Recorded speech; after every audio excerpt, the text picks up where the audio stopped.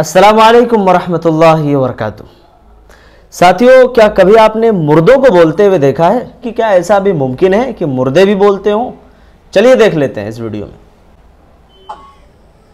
फिर मुर्दे ने खुद कहा, बोले सुभान अल्लाह। मुर्दे ने क्या कहा भागो नहीं, मैं तो जिंदा हूँ। कहा कैसे जिंदा? तुझे जनाजे की नमाज तेरी पढ़ी गई, तुझे कफन दिया गया, रोते रहे, तेरे घर से निकाली गई, विदाई भी हो गई, तेरी तदफीन के लिए कब्र भी खोद दिया गया, सारी चीजों का इंतजाम हो गया। अब तू कहता मैं जिंदा। कहा हाँ, मैं मरा नहीं, मैं मर ही चुका था, लेकिन मेरे 11वीं वाले पीर, अरे बोल यार, मेरे 11वीं वाले पीरों के पीर, रोशन अमीर, कुतबे रब्बानी, महबूबे सुबानी, कंदीले नूरानी, इजाज़े लामकानी, पीरे पीरा, मीरे मीरा, सैयदना शेख अब्दुल कादिर जिलानी तशरीफ लाए और मुझे ठोकर मारी।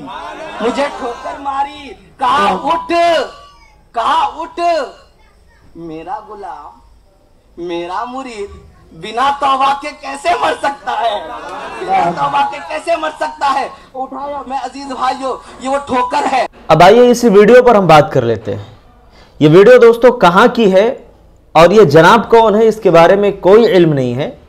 बस मैं आपको ये बताना चाहता हूँ कि ये जनाब फरमा रहे हैं कि एक मुर्दा बात करने लगा तो कुछ लोग देख करके उसको डर गए और लोग भागने लगे। उसने कहा कि भाई डरो नहीं, मैं जिंदा हूं, मैं बात कर सकता हूं। पहले हम इसी पर बात कर लेते हैं कि क्या कोई दुनिया से जाने के बाद दोबारा वापस आ सकता है? क्या कोई इंसानों से बात कर सकता है जब उसकी जिंदगी अलग हो गई, उसकी दुनिया अलग हो गई, वो इस दुनिया से निकल करके आलम बरज़ख में चला गया, वो कैसे किसी से बात कर सकता है? और वो दोबारा लौट करके वापस भी नहीं आ सकता। अच्छा, दूसरी बात जो बड़ी अजीब व गरीब बात है कि पीरे पीरा मीरे मीरा जनाब शेख अब्दुल कादिर जिलानी रहमतुल्लाह अलैह वो आए और उन्होंने इस अपने मुरीद को जो है ठोकर मारी और कहा कि मेरा मुरीद वो बगैर तौबा के कैसे मर सकता है, इसलिए जो है उसे ठोकर मार करके उन्होंने दोबारा जिंदा कर दिया। नाऊज़ु बिल्लाह। दोस्तों, इसमें हकीकत कहां तक है, सच्चाई कहां तक है, आप मुझे कमेंट करके जरूर बताएं। आप भी मुझे बताइए कि क्या आपका ज़हन दिमाग इस बात को कबूल करने के लिए तैयार है? क्या ऐसा मुमकिन है कि कोई मरने के बाद दोबारा जिंदा हो सकता है इसी दुनिया में? क्या कोई मरने के बाद किसी को शेख अब्दुल कादिर जिलानी रहमतुल्लाह अलैह जिंदा कर सकते हैं? मैं सिर्फ दो बातों की तरफ इशारा करना चाहता हूं। आइए एक दलील देता हूं। अल्लाह के रसूल सल्लल्लाहु अलैहि वसल्लम आप अपने चचा को पूरी जिंदगी दावत देते रहे, इस्लाम समझाते रहे, लेकिन इस्लाम बताने के बाद, समझाने के बाद, तौहीद की दावत देने के बाद भी आपके चचा ईमान नहीं लाए, अबू तालिब ईमान नहीं लाए और उसी हाल में उनका इंतकाल हो गया। आखिरी वक्त में यहां तक कि अल्लाह के रसूल बैठ करके बार बार उन्हें तंबीह कर रहे थे कि आप मेरे कान में कलमा पढ़ लो, मैं अल्लाह रब्बुल आलमीन के यहां आपकी सिफारिश करवाऊंगा, लेकिन उसके बावजूद भी ईमान नहीं लाए। अच्छा, दूसरी सबसे बड़ी बात यह है कि हजरत नूह अलैहिस्सलाम को देख लो। उनका बेटा हजरत नूह अलैहिस्सलाम का बेटा खुद उनके आंखों के सामने सैलाब के और तूफान के जद में आ गया और शिर्क की हालत में हलाक हो गया, बर्बाद हो गया, ईमान नहीं लाया।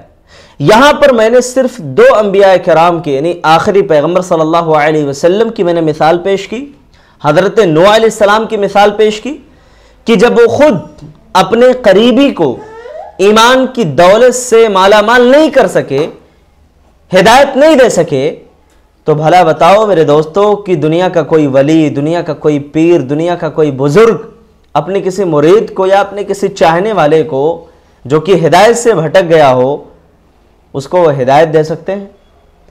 और इस पर तो और ज्यादा मज़ाक़ खेज ये मसला हो जाता है कि मरने के बाद दोबारा जिंदा कर दिया और कहा कि नहीं, यानी गोया कि अल्लाह ने फैसला किया था कि इसकी मौत कुफ्र की हालत में होगी या इसकी मौत बगैर तौबा के होगी। और नाऊज़ु बिल्लाह शेख अब्दुल कादिर जिलानी रहमतुल्लाह अलैह आए और उन्होंने अल्लाह के फैसले को बदल दिया। नाऊज़ु बिल्लाह, ये कितना बड़ा इल्ज़ाम है यार। जिस शेख अब्दुल कादिर जिलानी रहमतुल्लाह अलैह की तुम बात करते हो, अगर उनकी तालीमात पढ़ोगे ना, उनकी किताबें पढ़ोगे ना, तो जो ढकोसलेबाजी तुम कर रहे हो, जो मनगढ़ंत वाकयात उनकी तरफ मंसूब कर रहे हो ना, इससे तुम ताइब हो जाओगे, क्योंकि ऐसा कहीं भी उन्होंने नहीं कहा है। इस तरह का एक और वाकया बयान किया गया कि देखो شیخ عبد القادر جیلانی رحمۃ اللہ علیہ وضو کر رہے تھے اور اوپر سے ایک پرندہ اڑتے ہوئے جا رہا تھا، اس نے ان کے اوپر باتھ روم کر دیا، تو شیخ عبد القادر جیلانی رحمۃ اللہ علیہ نے اپنا ہاتھ بڑھایا اور اس کو پکڑ لیا، اور پکڑنے کے بعد اس کی گردن مروڑ دی، اس کو مار دیا۔ اس طریقے کا من گھڑت واقعہ۔ میں اپنے اسی ٹاپک پہ آؤں گا۔ اللہ کے رسول صلی اللہ علیہ وسلم کے چچا دنیا سے رخصت ہوئے، آپ اپنے چچا کو ہدایت نہیں دے سکے، ان کو کلمہ نہیں پڑھا سکے۔ آپ کے بیٹے کا انتقال ہوا، حضرت ابراہیم رضی اللہ تعالیٰ عنہ، آپ ان کو بھی زندہ نہیں کر سکے کہ ان کو زندہ کرنے مرنے کے بعد، جبکہ اللہ کے رسول بڑے غمزدہ تھے، بہت غمگین ہوئے تھے۔ آپ نے کہا تھا کہ ان العین تدمع والقلب يحزن، آنکھیں نمدیدہ ہیں، دل غمگین ہے، ولا نقول الا ما يرضى ربنا، لیکن ہم اپنی زبان سے صرف وہی بات کہیں گے جس سے ہمارا رب راضی ہو۔ اب آپ اندازہ لگا لیجئے کہ اللہ کے رسول صلی اللہ علیہ وسلم، انبیاء کرام، پیغمبر جو اللہ کے چہیتے اور اللہ کے مقرب بندے ہوتے ہیں، جب وہ اللہ رب العالمین کے حکم کے خلاف نہیں جا سکتے، وہ کسی مردے کو زندہ نہیں کر سکتے، تو بھلا بتاؤ کہ کوئی اور کیسے کر سکتا ہے؟ حضرت عیسیٰ علیہ السلام کو اللہ نے معجزہ دیا تھا، مردوں کو زندہ کرتے تھے، لیکن وہ بھی اللہ تبارک و تعالیٰ کے حکم کے ساتھ، اپنی مرضی سے نہیں۔ تو میرے بھائیوں، اس طریقے کے من گھڑت واقعات میں اپنے ذہن و دماغ کو کھپانے کی ضرورت نہیں ہے۔ عقیدہ درست کریں، صحیح کریں، اور ایسے منچلوں سے اپنے آپ کو بچائیں، قرآن و حدیث پر عمل کرنے کی کوشش کریں۔ اللہ تعالی ہم سب کو صحیح سمجھ بوجھ کی توفیق عطا فرمائے۔